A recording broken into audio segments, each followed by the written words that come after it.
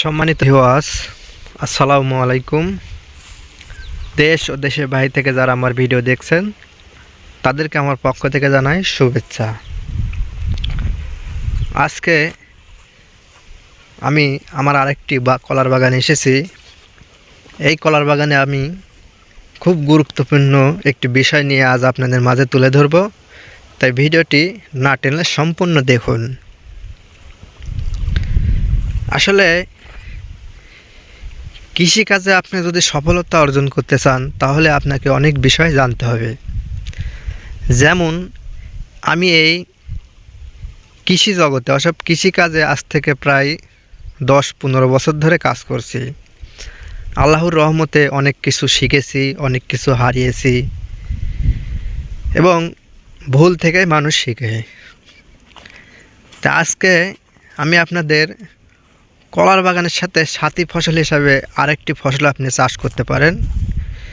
এই ফসলটি আপনি অল্প দিনেই হয়ে যায়, 2 থেকে 3 মাস, 2.5-3 মাস সময় লাগে। সময়ের মধ্যে আপনাদের কাছে কলাও হয়ে যাবে এবং ফসলটি হয়ে যাবে। তো এখন আমি আপনাদের দেখাবো আসলে কি ফসল আমি এই জমিতে চাষ করেছি। দেখতে পাচ্ছেন একটা কলার বাগান। কলার বাগানের আমি সরিষা করেছিলাম। আল্লাহর রহমতে আমার সরিষা অনেক ভালো হয়েছে। আমি ভিডিওর মাধ্যমে আপনার সরিষাগুলো দেখাই। এই দেখেন কি মোটা মোটা গাছ আর কি সুন্দর ফল। ফলগুলো আমি আপনাদের একটু দেখাই।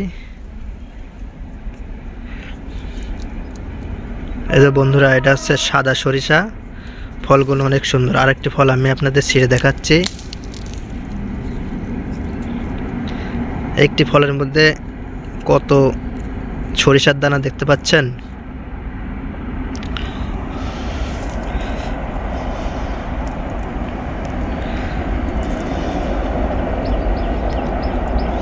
আমার এই কলার জমিতে আমি কলা লাগিয়েছি। প্রথমে কলা লাগানোর পরে আমি এই সরিষা বুনেছিলাম। আল্লাহর রহমতে আমার সরিষা অনেক ভালো হয়েছে।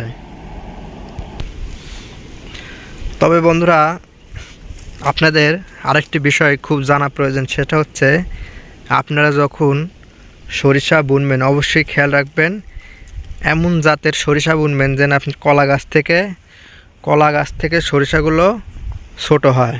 দেখুন বন্ধুরা, আমার সুন্দর কলার গাছ, আবার দেখুন সরিষাও সুন্দর কলা গাছের নিচে। আর কিছু কিছু সরিষার জাত আছে আপনার এই কলা গাছ থেকে উঁচা হয়ে যায়। কলা গাছ থেকে উঁচা হয়ে যায় এইরকম সরিষা আপনারা কখনো বুনবেন না। তাহলে কি দেখা যাবে, আপনার কলা গাছগুলো যদি ঢেকে যায়, সরিষা দিয়ে যদি ঢেকে যায়, তাহলে কলা গাছগুলো অনেক সময় নষ্ট হয়ে যায়। আমি যে সরিষাটা করেছি এটা হচ্ছে বাড়ি 14। এই সরিষাটা ছোট সাইজের হয়, বেশি বড় হয় না। তাই আমি যদিও এবার প্রথম করেছি তে ভালো ফলাফল পেয়েছি। তবে আপনারা যদি মনে করেন কলার বাগানে এরকম আমার মতো সরিষা করবেন তো অবশ্যই করতে পারেন। আর যে কোনো পরামর্শের জন্য আমার সাথে যদি যোগাযোগ করতে চান তাহলে অবশ্যই আমাকে কমেন্টে গিয়ে SMS করবেন। অবশ্যই আপনার প্রশ্নের উত্তরগুলো আমি দেব।